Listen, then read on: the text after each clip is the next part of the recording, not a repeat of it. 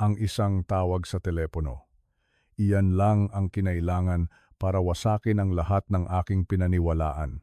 Hindi ang tawag mula sa pulis o sa ospital, kundi mula sa isang matandang mangangaso, si Mang Berto, na nanginginig ang boses sa kabilang linya.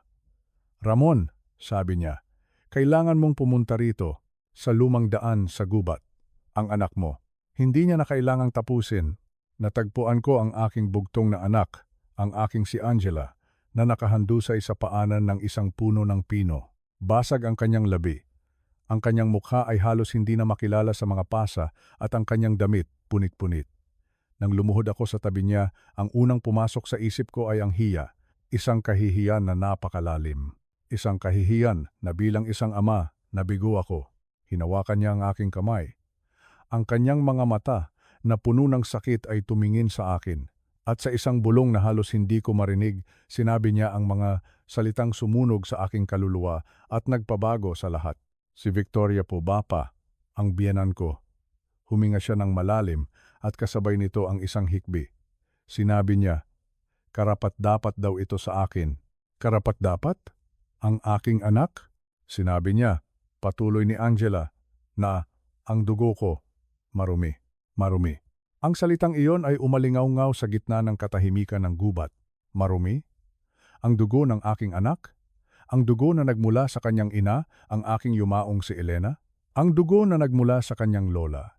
Isang babaeng igorot na buong pagmamalaking hinarap ang lahat ng pangungutya ng mundo? Ang salitang iyon ay hindi lang isang insulto.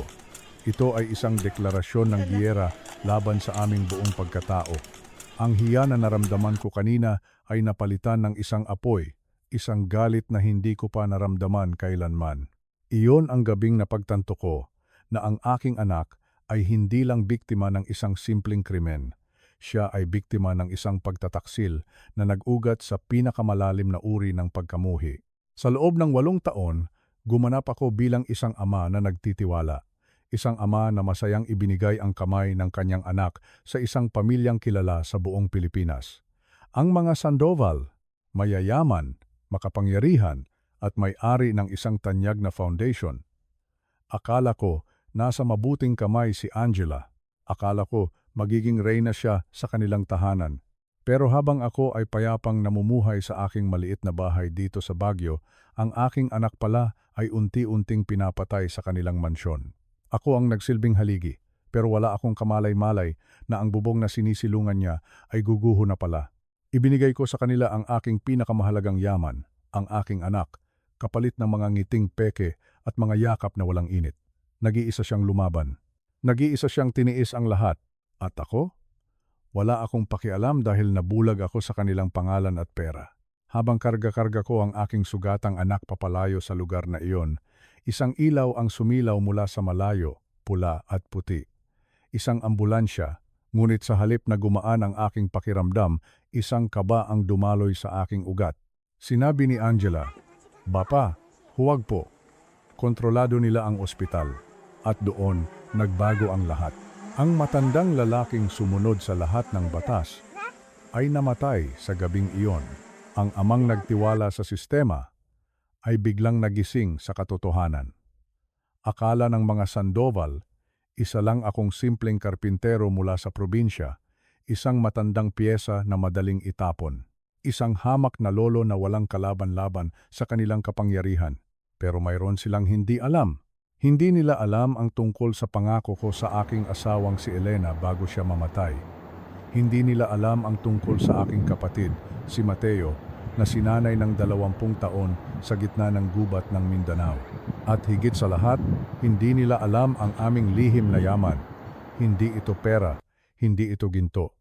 Ang lihim na yaman namin ay ang kaalaman na ipinamana ng aming lolo. Ang kaalaman kung paano mabuhay, kung paano lumaban, at kung paano manalo kapag ang lahat ay kinuha na sa iyo. Ang akala nilang tupa ay isa palang lobo na nagising mula sa pagkakatulog. Ang matandang lalaking kanilang minaliit ay may hawak na alas na hindi nila inaasahan. Ang kuwentong ito ay hindi tungkol sa paghihiganti. Hindi. Ito ay tungkol sa pagbawi ng aming dangal. ang dangal na kanilang dinuraan at tinawag na marumi. Ito ay tungkol sa hustisya para sa aking anak at para sa aking apo na nasa kanyang sinapupunan. At ito ay para magbigay ng isang leksyon. Isang leksyon na ituturo ko sa pamilya Sandoval. Isang aral na hindi nila malilimutan hanggang sa kanilang mga apo. Hindi ako mananahimik. Kung ikaw ay nakaramdam na ng ganitong uri ng sakit, kung ikaw ay minaliit na dahil lang sa iyong estado sa buhay, i-like at i-share mo ang video na ito. At sana, mag-iwan ka ng komento sa ibaba. Kwentuhan mo ako. Saan ka nanonood, kabayan? Pakinggan natin ang kwento ng isa't isa. Ang mga kumukutitap na ilaw ng ambulansya ay parang mga matang mapanghusga sa gitna ng kadiliman ng gubat.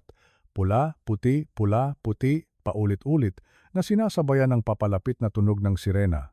Para sa isang normal na tao, ang tunog na iyon ay simbolo ng pag-asa, ng kaligtasan.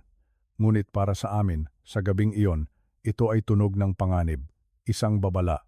Bapa, wag po, halos pabulong na sabi ni Angela. Ang kanyang mga daliri ay humigpit sa aking braso. Wag niyo po silang hayaan. Kontrolado ni Victoria ang ospital. Tatapusin niya ang sinimulan niya.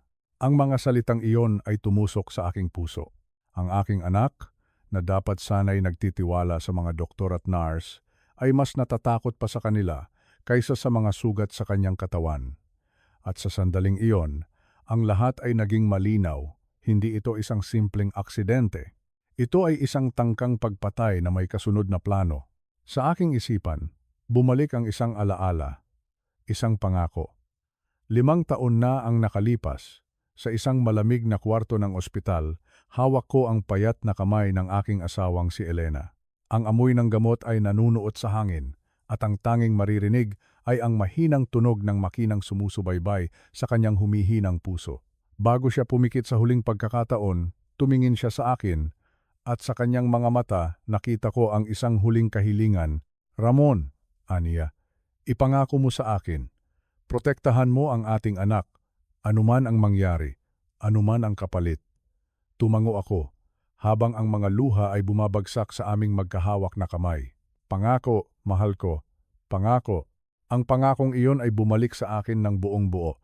Ito na ang sandaling iyon, ang sandali kung saan ang pangako ay sinusubok, ang batas, ang tamang gawin, ay ang itigil ang sasakyan at ibigay ang aking anak sa mga profesional.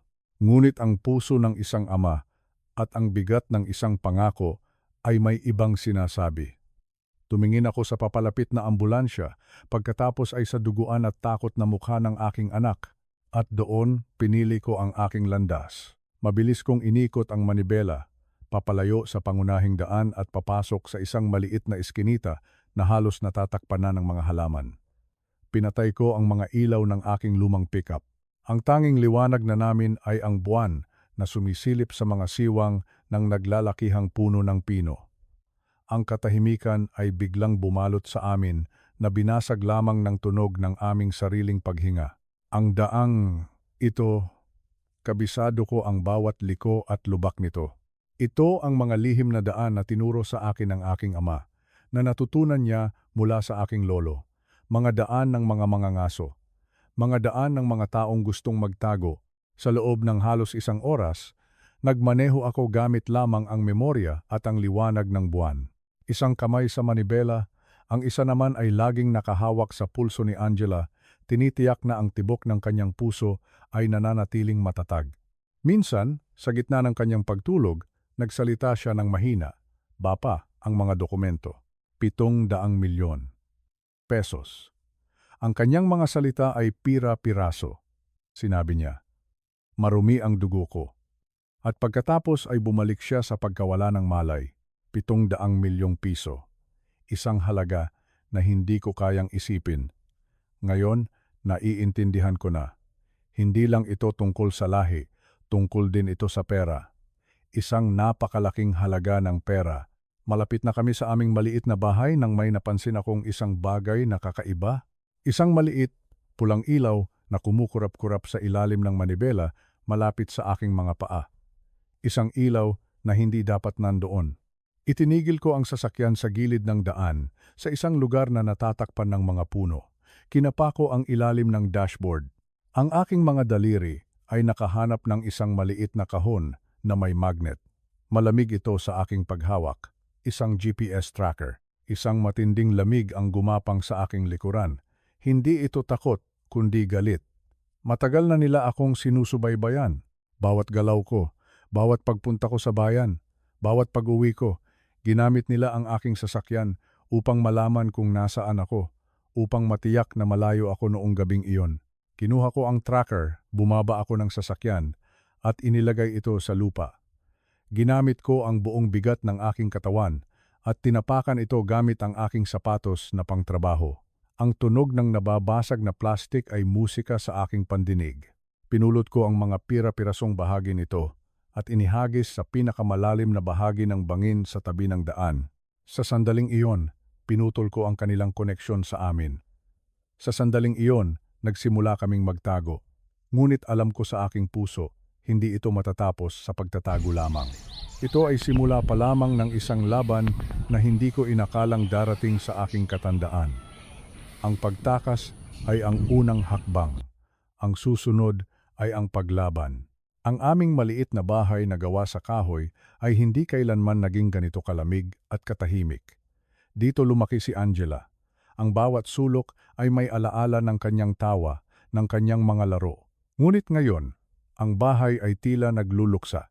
Inihiga ko siya ng dahan-dahan sa aming lumang sopa, ang parehong sopa kung saan siya natutulog noon kapag mayroon siyang masamang panaginip. Kinuha ko ang aking lumang medic bag mula sa aparador. Alikabok na ito at paso na ang petsa ng mga gamit sa loob, ngunit mapagtitiyagaan na. Sinimulan kong linisin ang kanyang mga sugat. Una ang malalim na hiwa sa kanyang sentido. Bawat pagdampi ko ng bulak na may gamot, napapangiwi siya kahit sa kanyang pagtulog. Pagkatapos, ang kanyang mga braso, puno ng mga pasa, at ang kanyang kaliwang pulso, namamaga, isang malinis na bali. Ginamit ko ang 2 patpat mula sa garahe bilang pansamantalang splint. Habang ginagawa ko ito, ang aking mga kamay ay nanginginig sa galit. Sino ang gumagawa nito sa sarili niyang manugang, sa ina ng kanyang magiging apo? Habang inaayos ko ang benda sa kanyang pulso, isang bulong ang kumawala sa kanyang mga labi, ang baby. Aniya, ang kanyang mga mata ay bahagyang bumukas, puno ng pag-aalala. Bigla, ang lahat ng galit sa aking dibdib ay napalitan ng takot. Oo nga pala, ang baby.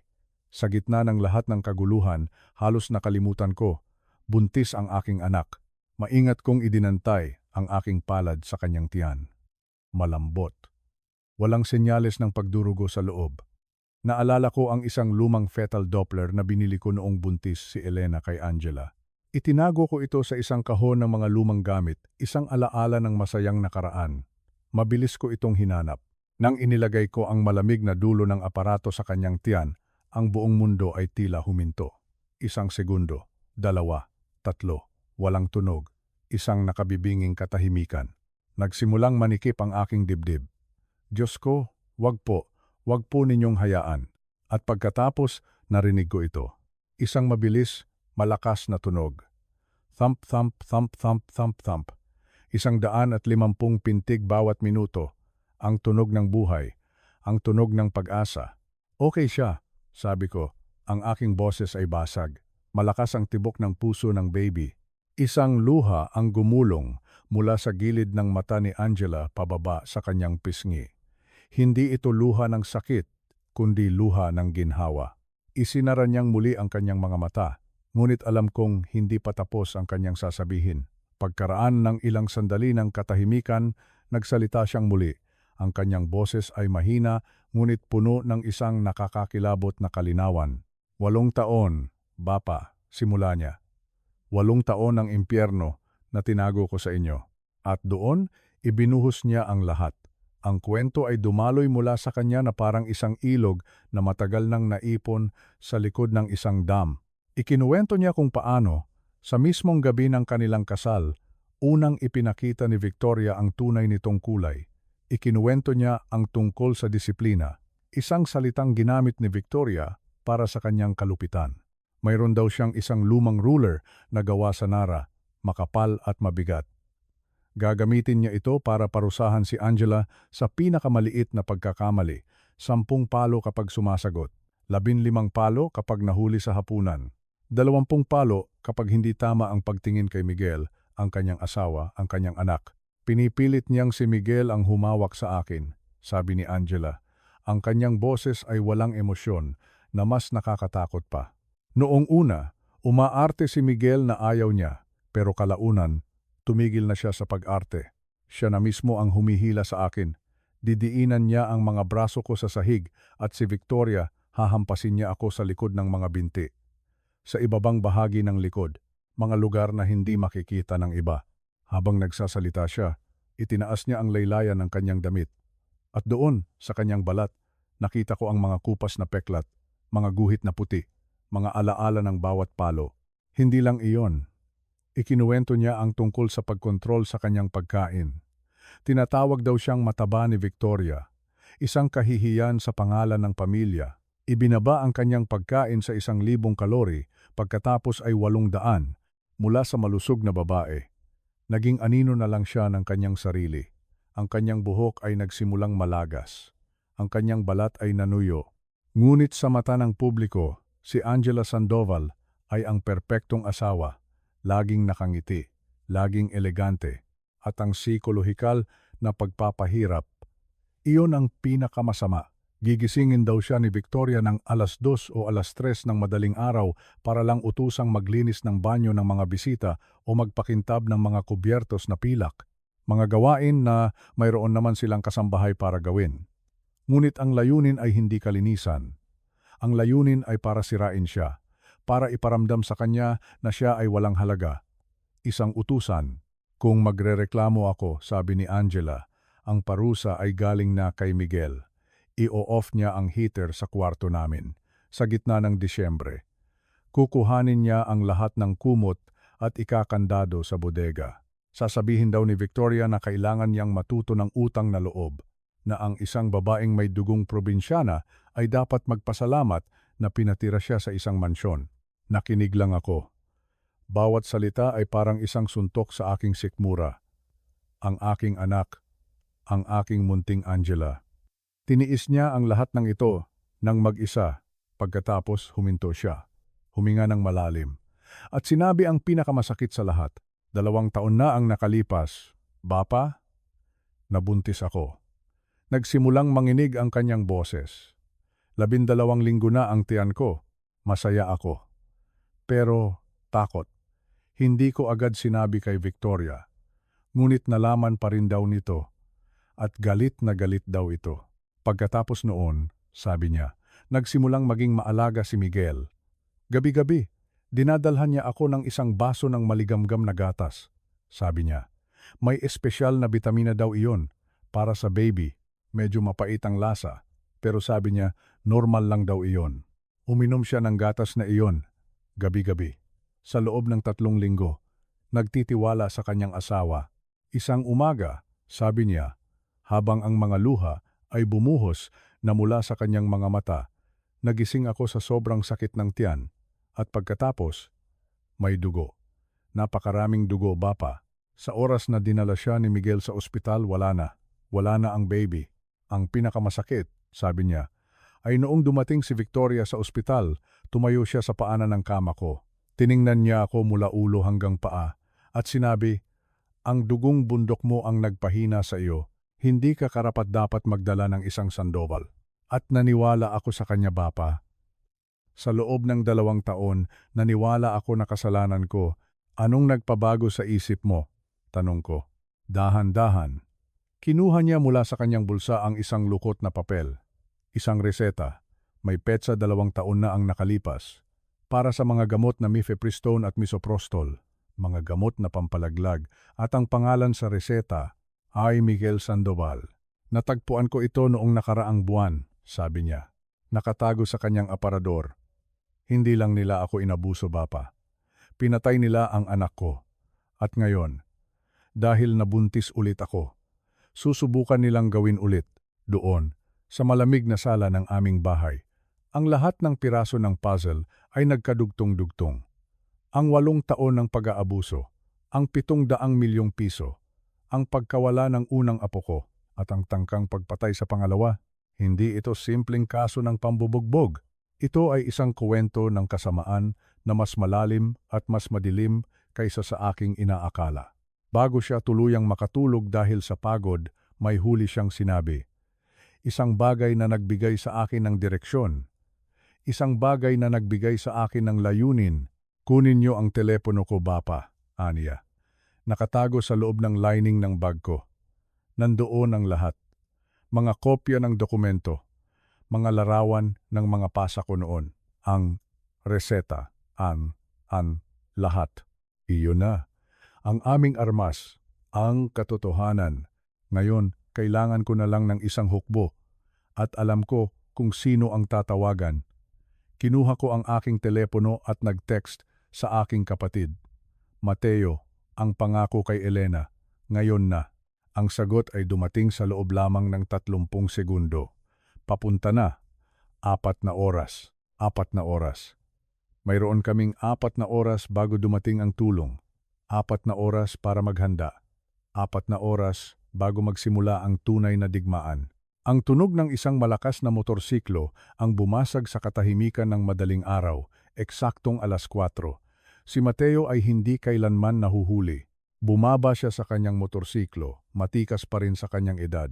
Ang kanyang mukha ay seryoso at pinatanda ng mga karanasang hindi ko gugustuhing malaman. Sa kanyang balikat, may isang malaking duffel bag. Hindi siya nagsalita.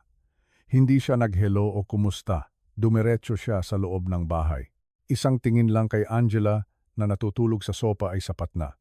Nakita ko ang pagtiim ng kanyang bagang, ang pagkuyom ng kanyang mga kamao. Ang kanyang mga mata na karaniwang kalmado ay nag-aapoy ngayon. Sino? Iyon lang ang tanong niya. Ang kanyang boses ay mababa at kontrolado. Ang boses na ginagamit niya noon sa militar bago magsimula ang isang operasyon. Victoria Sandoval, sagot ko. Tumango siya, na para bang kinukumpirma lang ang isang bagay na alam na niya, ang ina ni Miguel. Oo, sabi ko. Kailangan nating umalis. Ngayon na, sabi niya, habang inilalapag ang kanyang bag sa sahig. Ang tunog nito ay mabigat. May pera siya, may koneksyon, at mayroon siyang dahilan para patahimikin si Angela habang buhay. Hindi siya titigil, pareho kami nang iniisip. Ang bahay na ito, na dati iisang ligtas na kanlungan, ay isa na ngayong bitag. Ang kubo ni Lolo Ramon, sabi ko. Sa gitna ng kabundukan ng Benguet, walang kalsada, walang signal, 3 taon nang walang nakapunta doon. Muli, tumango si Mateo.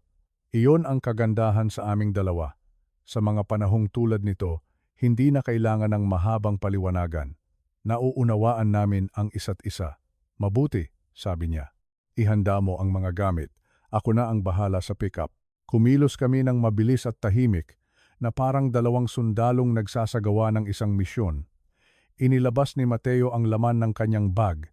2 rifle, 1 pistola, maraming bala, mga bagay na hindi mo iiwan kung ang kalaban mo ay isang pamilyang kayang bumili ng hustisya, habang ako naman ay nag-empake ng mga delata, gamot, water purifier, at syempre ang telepono ni Angela.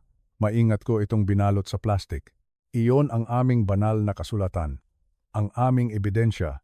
Nagising si Angela nang buhatin namin siya papasok sa sasakyan. Nagpanik siya ng bahagya, ngunit pinakalma ko siya. Pupunta tayo sa isang lugar na ligtas, anak, sabi ko. Isang lugar kung saan hindi ka nila mahahanap. Ang biyahe ay isang pagsubok sa aking kasanayan sa pagmamaneho at sa tibay ng aking lumang pickup. Iniwan namin ang mga sementadong kalsada ng Baguio at pumasok sa mga baku-bakong daan ng pagtotroso. Pagkatapos ng 1 oras, kahit ang mga daang iyon ay nawala. Ang natira na lang ay isang landas na halos hindi na makita na tinatahak lamang ng mga hayop sa gubat. Inilipat ni Mateo ang sasakyan sa 4-wheel drive at dahan-dahan kaming gumapang paakyat sa bundok. Pagsikat ng araw, narating namin ang aming patutunguhan. Isang maliit na kubo na gawa sa kahoy at bato, nakatayo sa isang maliit na patag na lupa na napapaligiran ng matatayog na puno ng pino at nakatanaw sa isang maliit, malinaw na lawa. Ito ang kanlungan ni Lolo Ramon. ang lugar kung saan siya nagtago mula sa mga alaala ng giyera. Walang kuryente, walang modernong banyo, tanging kapayapaan at katahimikan. Habang inililipat namin si Angela sa loob, sa isang lumang papag malapit sa fireplace, biglang nag-vibrate ang telepono ko sa aking bulsa. Isang huling hininga ng signal bago kami tuluyang lamunin ng kabundukan. Tiningnan ko ito, isang balita, isang Amber Alert para sa pagkawala ni Angela Sandoval. Nakita ko ang larawan niya. At sa ilalim, isang pahayag mula sa nag-aalalang pamilya.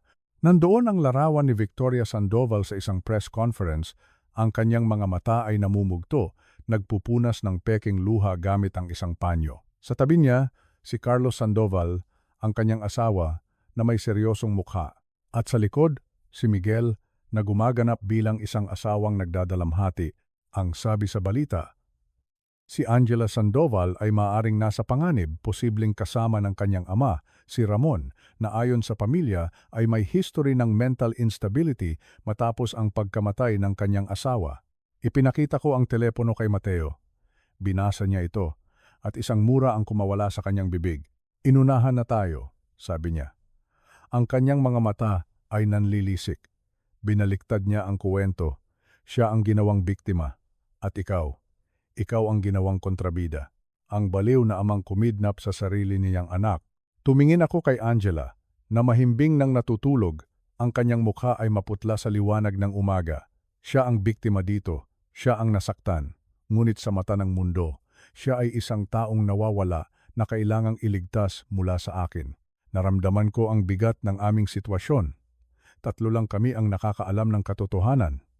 At kami ay nakakulong sa isang kubo na walang paraan para makipag-ugnayan sa labas.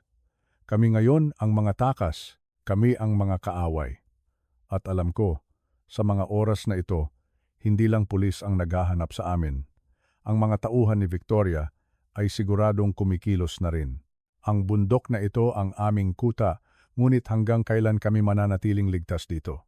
Ang unang 24 na oras sa kubo ay ginugol namin sa pagpapatibay ng aming posisyon.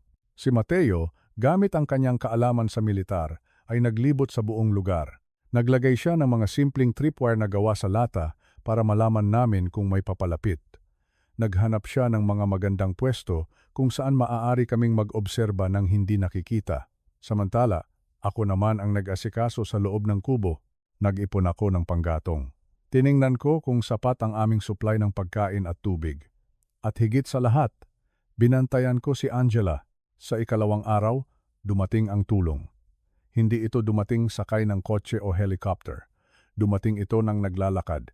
Isang lalaking nasa edad 60, payat ngunit matipuno ang katawan, na may dalang isang malaking backpack. Siya si Dr. Martin Santos, isang dating kasamahan ni Mateo sa serbisyo. Isang doktor na mas sanay manggamot sa gitna ng putukan kaysa sa isang malinis na klinika. Walang tanong-tanong, walang paghuhusga. Pagkapasok niya sa kubo, dumiretso siya kay Angela. Ininspeksyon niya ang bawat sugat, bawat pasa. Kinumpirma niya ang bali sa pulso. Kinumpirma niya ang mild concussion. At muli, pinakinggan niya ang tibok ng puso ng baby na nagbigay sa amin ng muling pag-asa.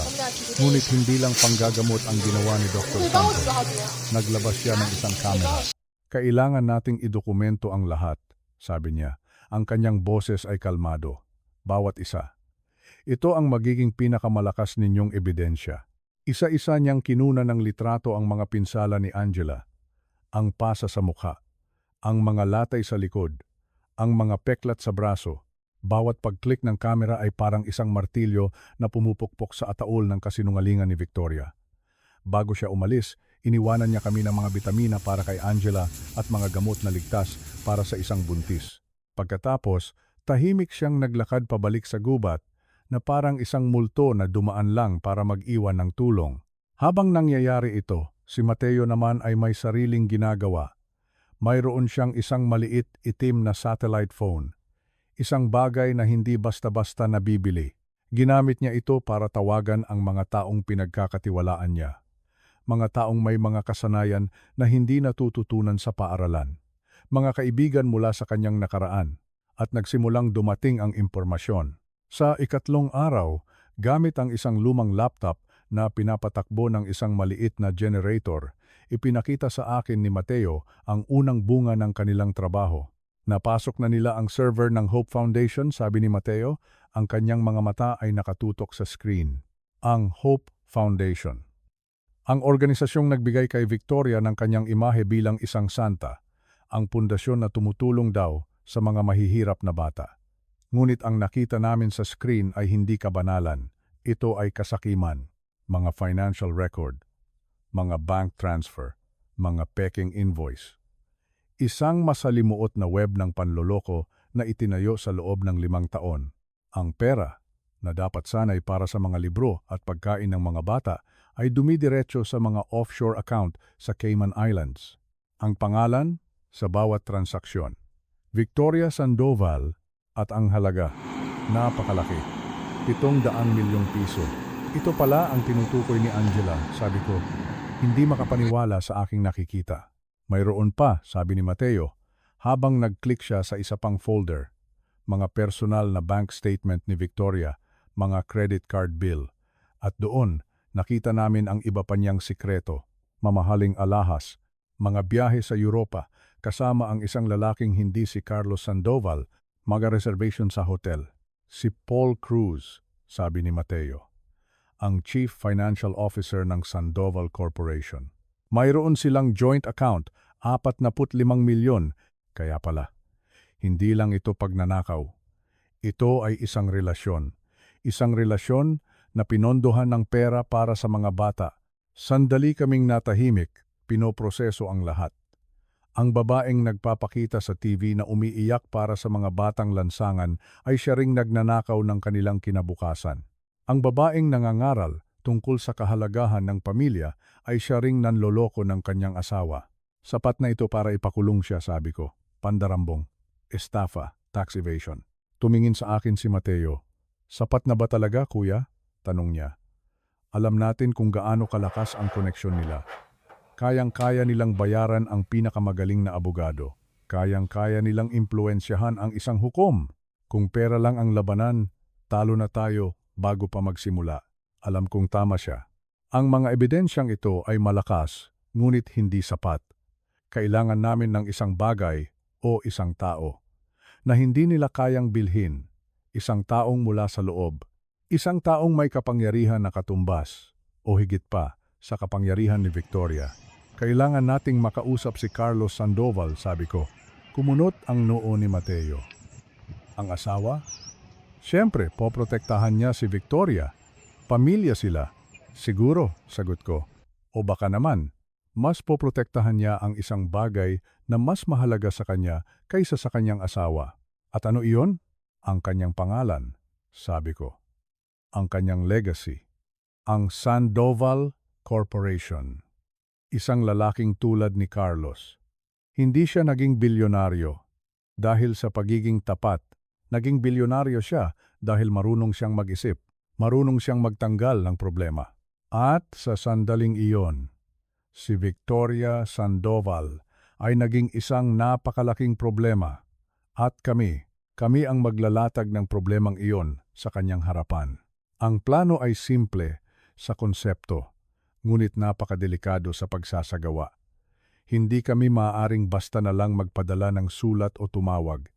Ang bawat galaw namin ay kailangang kalkulado. Ang bawat salita ay kailangang may bigat dahil iisang pagkakamali lang at ang lahat ng aming pinaghirapan ay mawawalang saysay. Sa ika-4 na araw sa kubo, habang si Angela ay nagpapalakas, si Mateo at ako ay nagpulong sa harap ng laptop. Ang screen ay naglalaman ng aming mga sandata, mga spreadsheet ng mga ninakaw na pera, mga litrato ni Victoria kasama ang kanyang kalaguyo, at ang pinakamabigat sa lahat, ang mga kuhang litrato ni Dr. Santos sa mga sugat ni Angela. Ang bawat larawan ay isang tahimik na sigaw ng katotohanan. Kailangan nating ipadala ito sa paraang hindi niya matatanggihan. Pero hindi rin niya tayo matutunton, sabi ni Mateo. Ang kanyang mga daliri ay mabilis na nagtatype sa keyboard. Gumawa siya ng isang pansamantalang email address na nakaruta sa iba't ibang server sa buong mundo. Isang digital na multo. Ang mensahe ay maikli at direkta. Walang paligoy-ligoy, walang emosyon. Ang subject ng email, tungkol kay Victoria Sandoval. At sa loob, isang pangungusap lamang. Sentry House, Makati. Alas 6 ng gabi. Bukas, mag-isa kang pumunta. Pagkatapos, inattach namin ang lahat. Ang bawat dokumento, bawat litrato, at ang huli, ang pinakamahalaga. Ang reseta ng gamot na pampalaglag na may pangalan ni Miguel. Ipinadala namin ito na parang isang bomba na may timer. Isang bombang sasabog sa gitna ng perpektong mundo ni Carlos Sandoval. Pinindot ni Mateo ang send. At pagkatapos, ang tanging magagawa na lang namin ay maghintay. Ang paghihintay ang pinakamahirap na bahagi. Bawat oras na lumilipas ay parang isang araw. Paano kung hindi niya ito sineseryoso? Paano kung ipagwalang bahala niya ito bilang isang paninira lamang? Paano kung ibigay niya ito sa kanyang mga abogado o sa pulis at gamitin nila ito para hanapin kami? Napakaraming paano kung. Ngunit sa kaibuturan ng aking puso, alam kong kikilos si Carlos, ang isang taong tulad niya na ang buong buhay ay nakatuon sa pagbuo ng isang imperyo ay hindi hahayaang ang isang bagay na ganito kalaki ay dumaan lang. Ang dangal at reputasyon ay mas mahalaga pa kaysa sa pera para sa mga taong tulad niya. Makalipas ang 2 oras na parang walang katapusan, tumunog ang laptop, isang notification, may sagot. Nagkatinginan kami ni Mateo bago niya ito binuksan. Ang sagot ay mas maikli pa kaysa sa aming ipinadala. 2 salita at 2 inisyal, darating ako. C.S. Sa sandaling iyon, alam namin na nakagat na niya ang pain. Ngayon, kailangan naming siguraduhin na kapag hinila namin ang tali, hindi kami ang mahuhulog sa bitag. Ang sumunod na araw ay ginugol namin sa paghahanda. Hindi ito isang simpleng pagpupulong. Ito ay isang operasyon. Si Mateo ang commander. Nagbigay siya ng mga instruksyon sa kanyang mga kontak sa Maynila sa pamamagitan ng satellite phone. 2 sa kanila ang magiging mata namin sa labas ng restaurant. Isa ang magsisilbing lookout sa parking lot. Isa pa ang magsisilbing driver para sa aming mabilis na pag-alis. Ako naman, inihanda ko ang aking sarili sa psikolohikal na paraan. Kailangan kong maging kalmado. Kailangan kong maging matatag. Hindi ako maaaring magpadala sa galit dahil sa pagharap namin kay Carlos, hindi ako lang si Ramon, ang karpintero. Ako si Ramon, ang ama ni Angela, ang lolo ng kanyang hindi pa isinisilang na apo, ang tagapagdala ng katotohanan na sisira sa kanyang pamilya. Bago kami umalis sa kubo, lumapit ako kay Angela. Gising siya, at sa kanyang mga mata, nakita ko ang takot. "Bapa, mag-iingat po kayo," sabi niya. Hinawakan ko ang kanyang kamay. "Huwag kang mag-alala, anak," sabi ko. Oras na para malaman nila kung sino talaga tayo. Oras na para bawiin natin ang ating dangal. Ang pagbaba namin mula sa bundok ay mas mabilis. Ang bawat kilometro papalapit sa Maynila ay nagpapataas ng tensyon. Hindi ito isang pagpupulong para sa negosasyon. Ito ay isang ultimatum. Isang pagpili na ibibigay namin kay Carlos Sandoval. Ang iyong asawa o ang iyong imperyo. Walang ibang pagpipilian. Ang Sentry House ay isa sa mga lugar kung saan ang mga kasunduan na nagkakahalaga ng bilyon-bilyon ay isinasara sa isang simpleng pagtango o pag-iling ng ulo. Ang hangin sa loob ay amoy pera, kapangyarihan, at mga sikretong itinatago sa ilalim ng malalambot na carpet at sa likod ng mga mamahaling kurtina. Ito ang mundo ni Carlos Sandoval, at kami ni Mateo, sa aming simpleng damit, ay mga dayuhan sa lugar na ito. Nakita namin siya kaagad. Nakaupo sa isang table sa pinakasulok ng restaurant na may tanawin ng buong lugar. Isang estratehikong posisyon. Sa harap niya, isang baso ng mamahaling alak na hindi pa nababawasan. Ang kanyang mukha ay parang isang maskara na gawa sa bato, walang emosyon. Ngunit ang kanyang mga mata ay hindi nagsisinungaling. Nakita ko sa mga ito ang isang gabi ng walang tulog. Hindi siya tumayo nang lumapit kami. Ikinumpas lang niya ang kanyang kamay patungo sa mga upuan sa tapat niya. Umupo kami. Ang katahimikan ay mabigat. 5 minuto, sabi niya. Ang kanyang boses ay malamig at walang bahid ng anumang pagbati. Iyan ang ibibigay ko sa inyo. Kumbinsihin ninyo ako na hindi ito isang simpleng pangingikil. Walang nagsalita. Sa halip, kinuha ko ang aking telepono at dahan-dahan itong inilapag sa gitna ng mesa Ang screen ay nakaharap sa kanya. Ang larawan ng basag na mukha ni Angela ang bumungad sa kanya. Ang dugo sa kanyang buhok. Ang takot sa kanyang mga mata. Nakita ko ang isang bahagyang paggalaw sa kanyang panga. Isang pagkibot. Tumingin siya sa larawan ng mas matagal kaysa sa inaasahan ko. Ang manugang mo, sabi ko sa wakas. 3 araw na ang nakalipas. Sino ang gumawa niyan? Tanong niya. Kahit na alam kong alam na niya ang sagot. Ang asawa mo? Sagot ko. Kasunod nito, inilapag naman ni Mateo ang isang tablet sa mesa. Binuksan niya ang unang file. Ang mga financial record mula sa Hope Foundation, ang 700 milyong piso, ang mga peking invoice, ang mga offshore account, at sa bawat dokumento, malinaw na nakasulat ang pirma. Victoria Sandoval. Pinagmasdan ko si Carlos habang binabasa niya ang mga numero.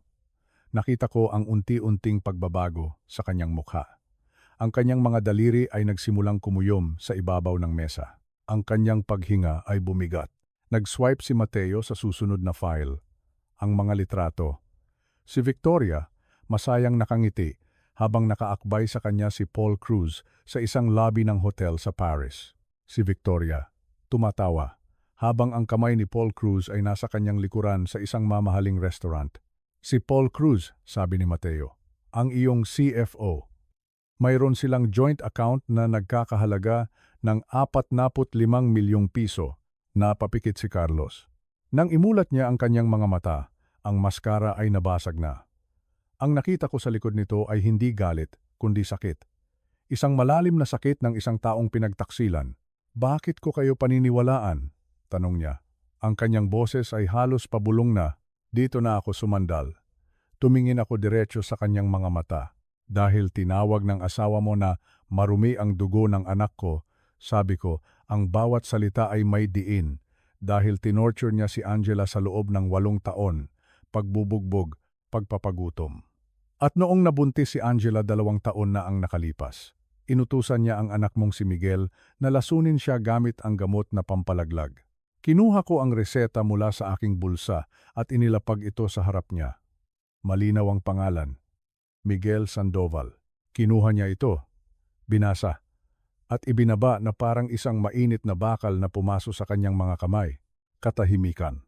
Ang tanging maririnig ay ang mahinang tunog ng musika at ang kalansing ng mga kubyertos mula sa ibang mga mesa. Ano ang gusto ninyo? Tanong niya sa wakas. Ang kanyang boses ay walang laman. Kaligtasan, sabi ko.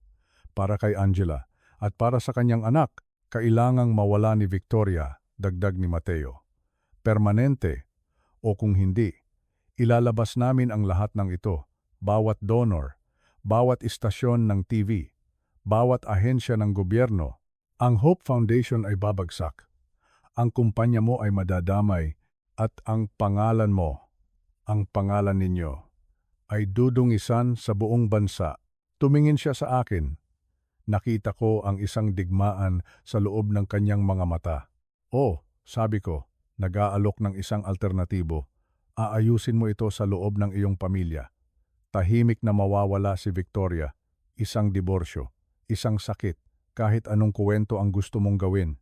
At ikaw ang lalabas na bayani, ang taong naglinis ng sarili niyang bahay, ang taong nagligtas sa pundasyon.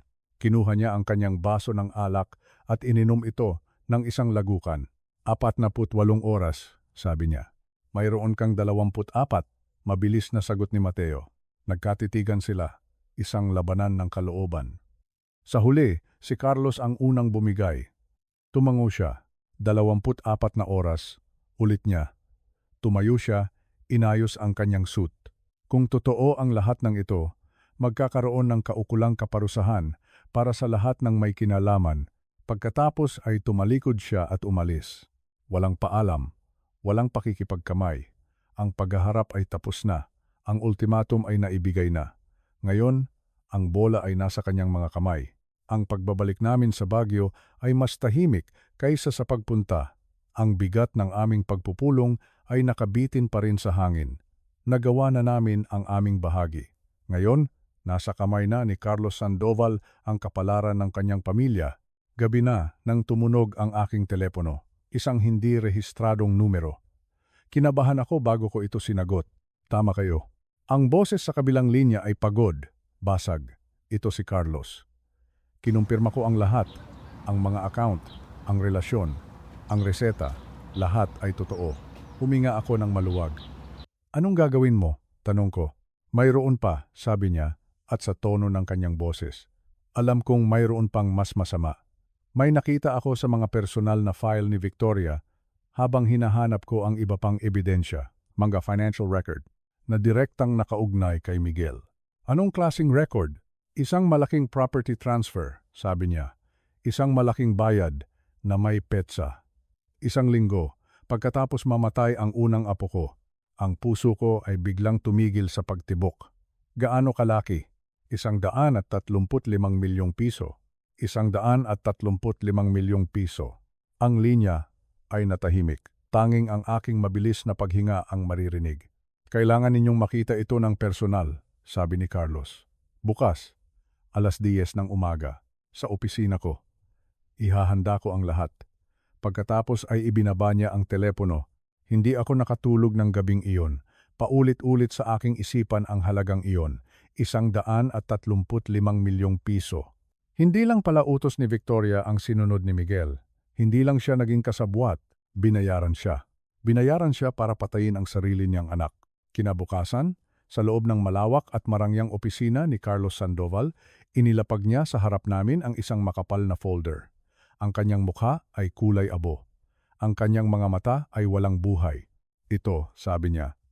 Ito ang nagpatapos sa lahat. Binuksan ko ang folder. Ang unang dokumento ay isang titulo ng isang condominium unit sa Bonifacio Global City, isang penthouse. Ang pangalan ng may-ari, Miguel Sandoval. Ang presyo, 135 milyong piso. Ang petsa. Eksaktong isang linggo pagkatapos ng miscarriage ni Angela. Basahin mo pa, sabi ni Carlos. Ang susunod na pahina ay isang pahina mula sa personal na ledger ni Victoria. Sulat kamay. Bayad para sa serbisyo. Unang problema, naalis na. Ang aking mga kamay ay nanlamig. Sunod-sunod na mga dokumento. Ang mga resibo mula sa pharmacy. Ang bank statement mula sa personal na account ni Carlos na nagpapakita ng wire transfer na 135 milyon papunta sa account ni Miguel. Ang memo para sa real estate investment. Ang anak mo, sabi ko, ang aking boses ay nanginginig sa galit.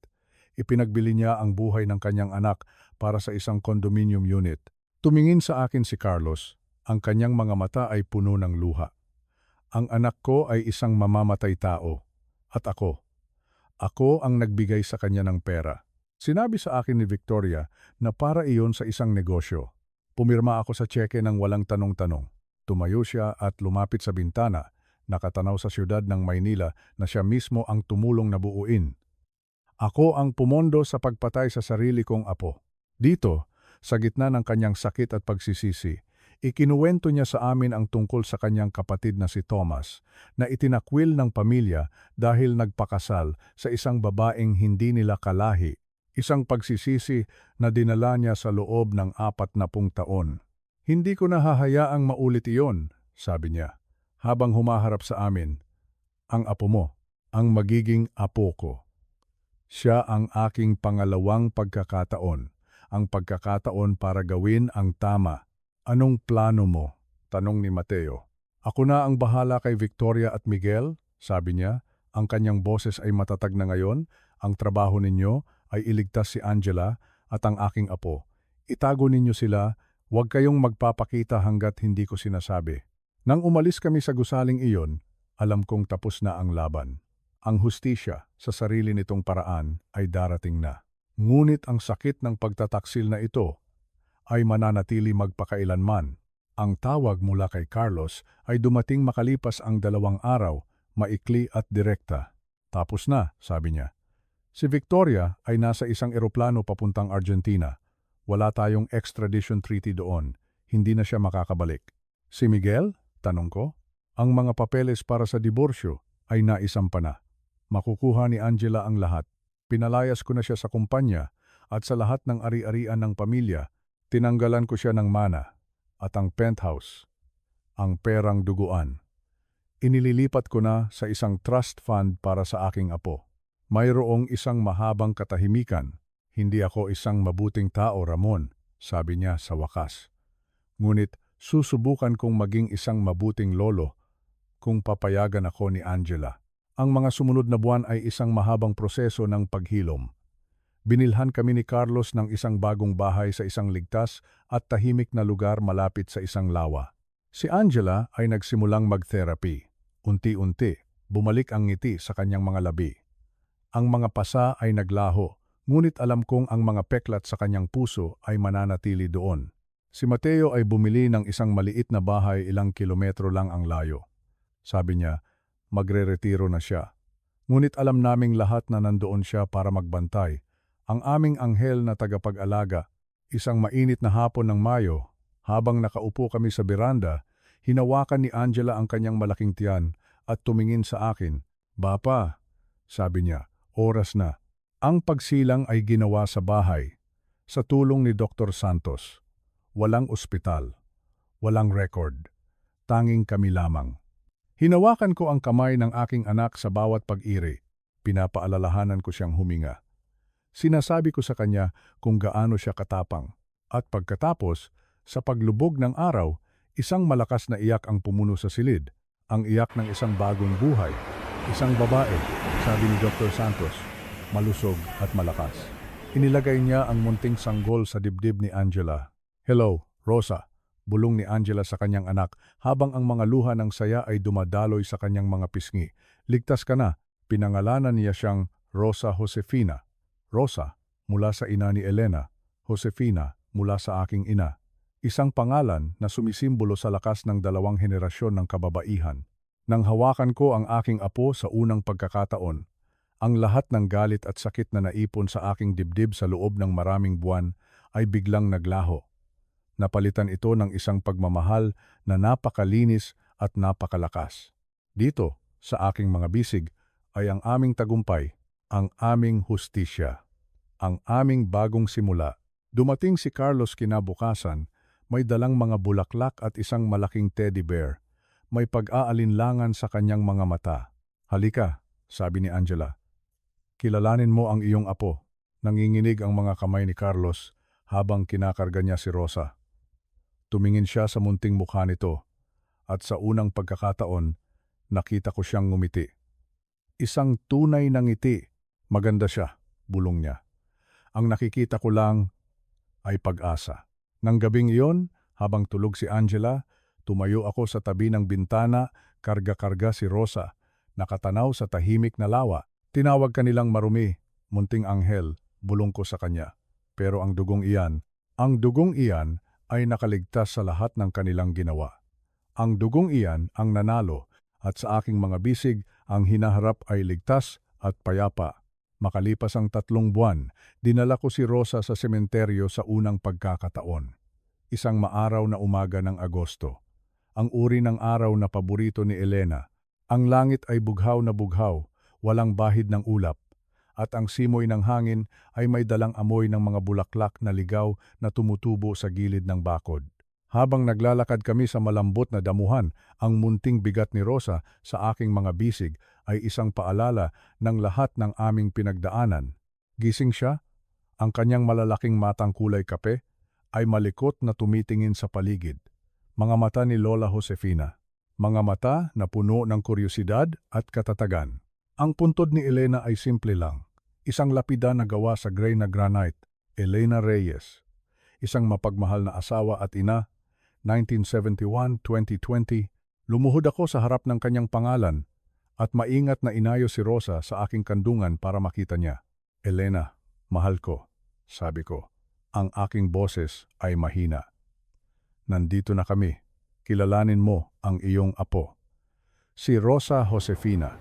Gumawa ng isang maliit na tunog si Rosa. Ang kanyang munting kamay ay nakaunat na para bang gusto niyang hawakan ang malamig na bato. Tinupad ko ang pangako ko sa iyo, Elena, patuloy ko. Pinrotektahan ko ang ating anak. Huminga ako ng malalim. Habang ang mga alaala ay bumabalik. Malaya na siya ngayon. Unti-unti nang naghihilom ang kanyang mga sugat sa labas at sa loob. at pinalalaki niya ang magandang batang ito na alam ang kanyang halaga. Itinuturo niya kay Rosa na hindi siya dapat makaramdam na mababa siya kailanman.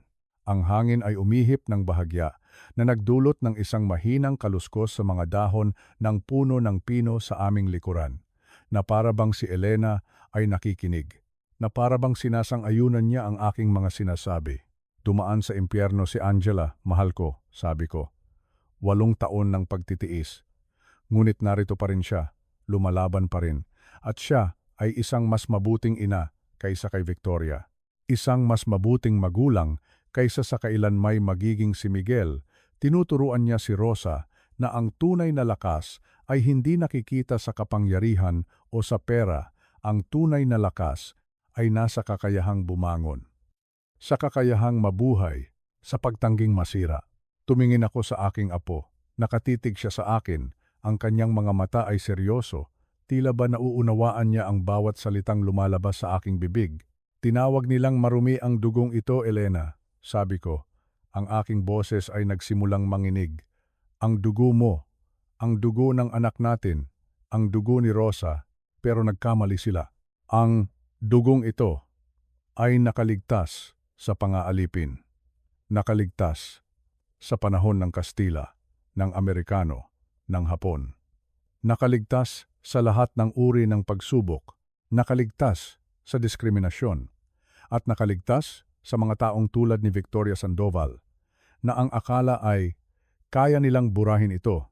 Hinawakan ni Rosa ang aking daliri, mahigpit. Ang dugong ito ay lumaban, dagdag ko. Ang dugong ito ang nanalo, hindi ito maruming dugo. Ito ay dugo ng kalayaan. Habang nakaupo kami roon, sa harap ng puntod ni Elena, naisip ko kung nasaan na silang lahat ngayon. Si Victoria, nasa Buenos Aires. Nag-iisa sa isang maliit na apartment. Walang yaman, walang kapangyarihan. Nabubuhay sa kakarampot na 3 milyong piso na iniwan sa kanya at sa kaalamang nawala sa kanya ang lahat. Si Miguel, nasa isang maliit na studio apartment sa Maynila. Nilulunod ang sarili sa alak. Tinanggalan ng mana. Hiwalay sa asawa. Hindi makahanap ng trabaho. Ang pangalang Sandoval, na dati isang biyaya, ay isa na ngayong sumpa para sa kanya, si Carlos. Dinadalaw si Rosa linggo-linggo. Nagdadala ng mga laruan. Laging nagpapaalam kung pwede niyang kargahin ang kanyang apo. Sinusubukang pagbayaran ang kanyang mga pagkukulang. Sinusubukang maging isang tunay na lolo. Mateo. Si Mateo, nasa kabilang kalsada lang. Si Tito Mateo, ang taong nagturo sa aking lolo kung paano mabuhay. Ngayon, nagbabantay naman sa susunod na henerasyon, si Angela. Nakangiti na ulit. Nagtatrabaho bilang isang financial analyst mula sa bahay, isang mabuting ina, isang nakaligtas. At ako, si Lolo, ang pinakamagandang titulo na natanggap ko sa buong buhay ko. Tumingin akong muli kay Rosa. Kung mayroon mang magtangkang sabihin sa iyo na kulang ka, bulong ko sa kanya, dahil sa kulay ng iyong balat, dahil sa iyong pinagmulan, o dahil sa iyong pamilya, tandaan mo ito, apo. Ikaw ang magpapasya ng iyong halaga, hindi sila. Nakaligtas ang dugong ito sa lahat ng ibinato nila.